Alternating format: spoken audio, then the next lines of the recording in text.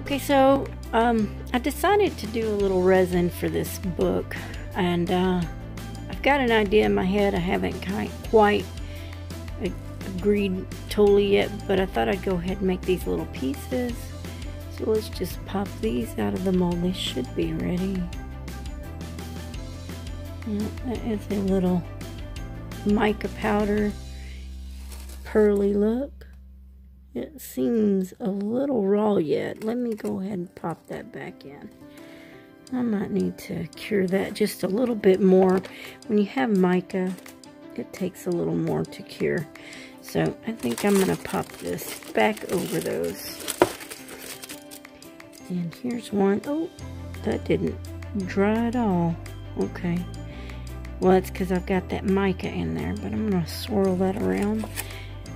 And I've got these larger pieces, and if you'll notice the little texture that I created, I actually put clear down first and made little swirls, and I baked it under the UV lamp, and then I added the mica, and that's the effect that I got. I think it's super cool, and I think it goes with the book well.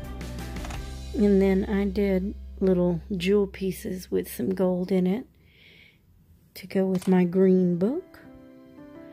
I have no idea where I'm going with this just yet. I've got a small idea, but we'll see if it works out. I don't know. You just got to get creative when you do stuff.